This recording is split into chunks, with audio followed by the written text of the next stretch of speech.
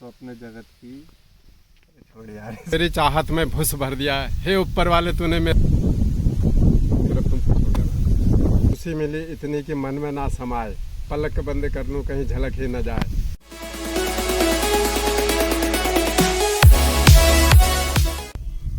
धान की फसल पकने वाली है, फिर कटिंग होगी। ये माता जी का मंदिर बनाया पापा ने, और यहाँ पे पूरा बैम्बू का प्लांटेशन है, और कुछ के इतने अच्छे फूल भी हैं।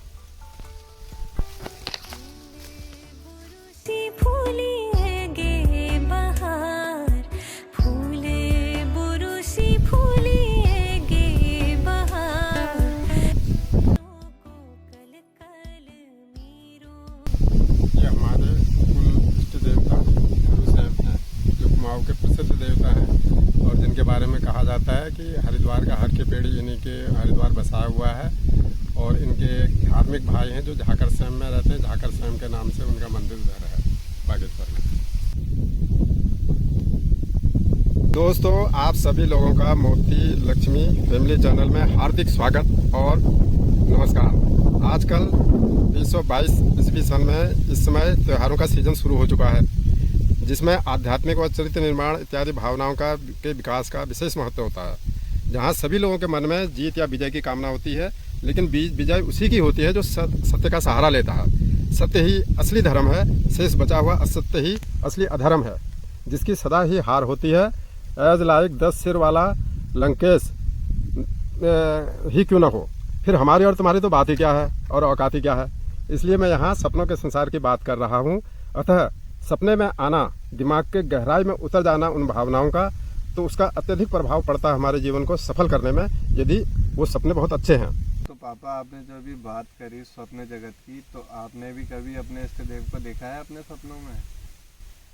हाँ बेटे, क्यों नहीं देखा। जब मैं तुम्हारी तरह 20 से 25 साल का लगभग था, अब इस समय तो मैं लगभग 70 साल का हो गया हूँ, तब मैं एक बार बहुत दुविधा में फंस गया था कि मैं घर में रहूँ या फिर बाहर जाऊँ काम करने के लिए।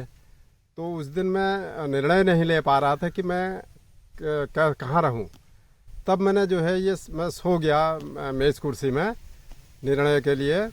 तो मैंने फिर मेरे को नींद आ गई मेज़ कुर्सी में बैठे बैठे। तो मुझे सपने में मैं अपने इष्ट देवता से कहता हूँ, हे भगवान, अब मैं कहाँ जाऊँ। यहाँ वाले कहते हैं बाहर जाओ काम करने, और बाहर वाले जो मेरे दोस्त थे वो कहते हैं कि घर में जाओ, तुम वहाँ ज़्यादा योग्य हो काम करने के लायक। क्योंकि मैंने जो है अपने बचपन में ही, जब मैं 3 में पढ़ता था, कक्षा 5 के गणित के सवाल हल कर दिया करता था। तो वो कहने लगे कि अभी पढ़ाई अपनी पूरी करो, डिग्री लो। तो मेरी जो है बीच में पढ़ाई छूट गई थी, काम करने के लिए जाना पड़ रहा था मुझे बाहर। तब मैंने भगवान के सामने ये वो रखा सवाल अपना। तब भगवान ने हमें जो है दर्शन देके इसका समाधान निकाला। सपने में मैंने देखा, जब मैंने उनसे पूछा, हे भगवान, मैं यहाँ रहूँ या बाहर जाऊँ, कहाँ जाऊँ मैं। तो अब मैंने अचानक देखा कि वो जहाँ मैं बैठा हुआ था मेज़ कुर्सी भी गायब हो गई, और सामने जो है मौत का कुआं जैसा मुझे ज़मीन में नीचे दिखाई दिया, इतना ज़बरदस्त। तो मैंने कहा, भैया अब इस कमरे से बाहर निकल लो। तो बाहर निकलने के लिए मैंने जैसे दरवाज़ा का मैं जो है खोलने लगा, तो उसका गुरुत्वाकर्षण इतना ज़्यादा था उस मौत के कमरे का, जो अंदर को मैंने मौत का कुआं जैसा देखा। तो उसने जो है मुझे जो है सपने में ही मेरी आत्मा को खींच लिया और गहरी निद्रा में डाल दिया, बेहोशी की हालत में।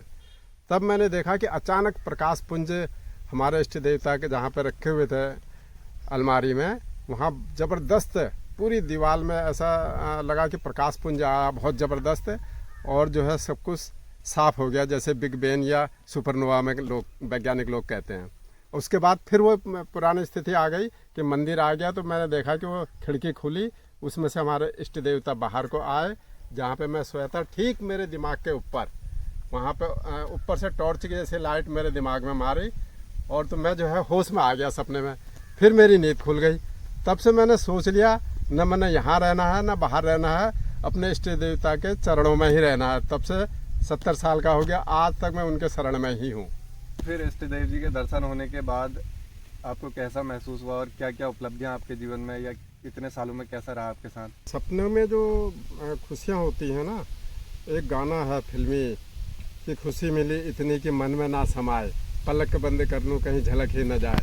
तो खुशी तो भगवान के दर्शन के बाद इतनी मिलती है कि उसका कोई अंत नहीं होता है, क्योंकि खुली आंखों से हम भगवान को भौतिक रूप में देखते रहते हैं। जैसे अभी आपने मेरे को देखा था हाथ में थाली में रखे हुए, अब लेकिन जब उसको सपने में भी हम देखने लगते हैं, यानी अभौतिक रूप में, या इसी को आध्यात्मिक या कुछ भी कह लो अपने उससे हिसाब से, तो जो है आत्मीयता 100% हो जाती है, उस लगाव जो है।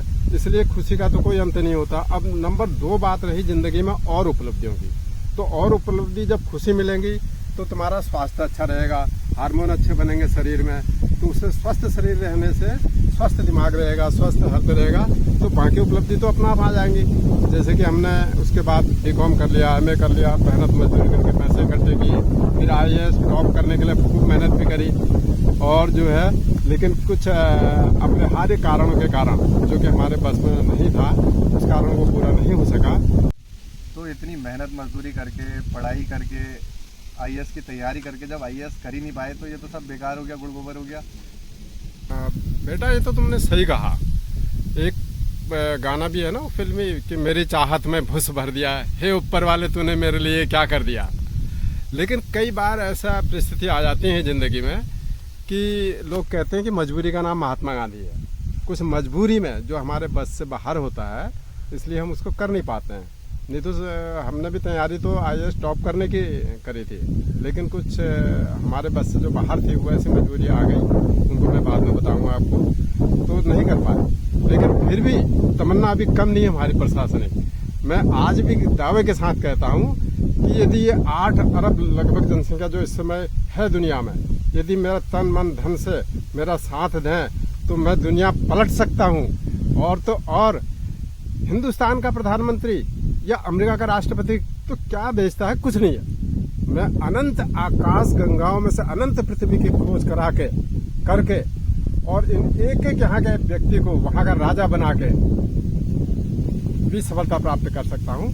ये इस बात पर निर्भर करता है कि 8 अरब जनसंख्या मुझे कितना मेरा सपोर्ट करती है। इसलिए मेरे सब लोगों से रिक्वेस्ट है कि वो इसको ज़्यादा से ज़्यादा सब्सक्राइब करें और लाइक करें। सारी बातें बता दी हैं या और भी कुछ रह गया है अभी कहने को?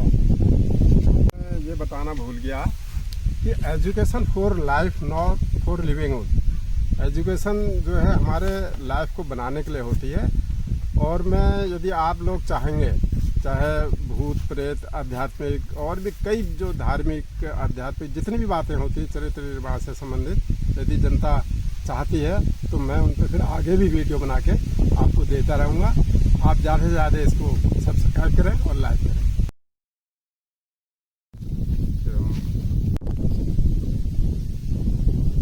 स्टार्ट हो जाओ।